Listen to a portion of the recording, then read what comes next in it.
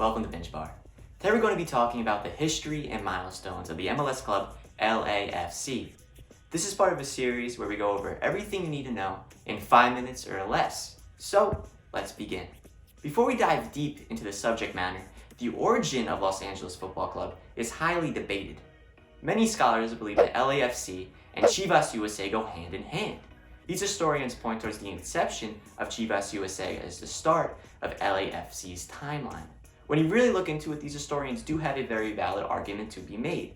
But for the sake of time, as we only have 5 minutes, we'll be starting the timeline on October 30th, 2014. On this very date, Major League Soccer awarded a new expansion team to Los Angeles, filling the vacancy in the market created by the termination of Chivas USA 3 days prior. A year later, the club announced that Los Angeles Football Club, which had previously been as a placeholder name, would be the official team name.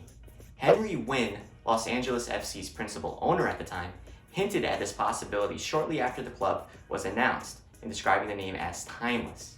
On July 2017, LAFC announced former USA and Egypt national team coach Bob Bradley as its inaugural head coach.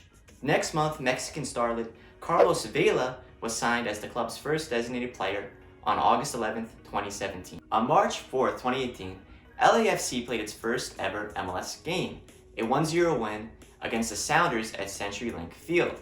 LAFC's designated player Diego Rossi scored the club's first ever competitive goal in the 11th minute, assisted by, you named it, Carlos Vela.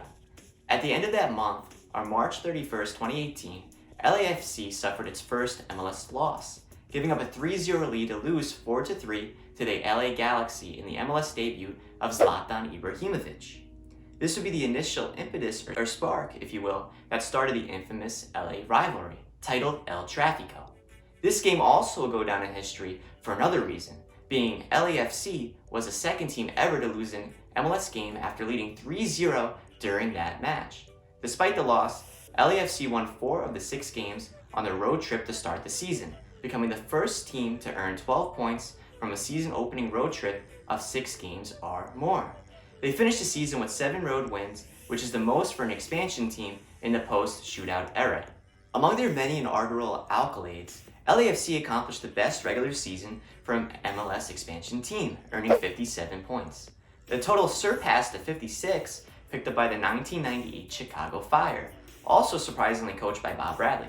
They also finished second all-time in goals scored by an expansion team in a season with 68, just behind Atlanta's 70. During their inaugural campaign, LAFC clinched its first ever playoff spot after a 3-0 victory against the Colorado Rapids, placing them third in the West. Shockingly, they were later knocked out at home in the first round in a 3-2 loss to 6th place Real Salt Lake. A Damir Kralak wonder goal was all that was needed to send LAFC packing in a world of melancholy. The following season, LAFC was not playing around. They came out guns a-blazing, undefeated in the first 7 games and only tallying 1 tie on that streak. They were led by an even hungrier Carlos Vela, and their team looked to be destined for the cup. This 2019 LAFC team set a league record for most points in a campaign with 72. They also claimed the all-time best goal differential in a regular season, being 48. Carlos Vela was a man on fire, smashing the all-time goal record with 34 goals, which was previously set at 31. Along with his 31 goals, he also racked up 15 assists, which would be more than enough to break the all-time point record, which was previously set by Sebastian Giovinco. Needless to say, he ran away with the MVP of the year that season. Everyone, and I mean everyone, had LAFC winning the cup, including myself. In the quarterfinals of the MLS playoffs, LAFC were matched up against the LA Galaxy, the crosstown rivals, and many thought that the LA Galaxy had a real shot of winning the matchup. The match ended in a 5-3 thriller, with LAFC getting the better of the LA Galaxy. That was LAFC's first win against the Galaxy, and it couldn't have come at a better time. In the conference finals, LAFC was pitted against Seattle, and many thought this would be an easy win. Unfortunately, what comes around goes around. Seattle ended up playing a masterful game against the boys in black and won 2-0. Despite winning the Shield and all the records they set, their season ended in a bittersweet way. Although they lost in the playoffs for the second year in a row, their crowning of the Shield was enough to get them inducted into the CONCACAF Champions League. Los Angeles had appeared for the first time in the 2020 CONCACAF Champions League and advanced in the round of 16 after defeating Lyon 3-2 on aggregate after going down 2-0 after the first leg. Obviously, their cup run was sadly brought to an end due to the coronavirus outbreak.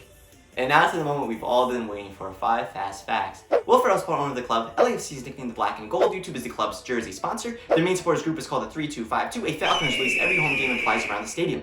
Whew, that was a mouthful. Well, we hope you enjoyed this video. Please like and subscribe for more content. Comment below what team you want to see next. Thank you. We'll see you next time.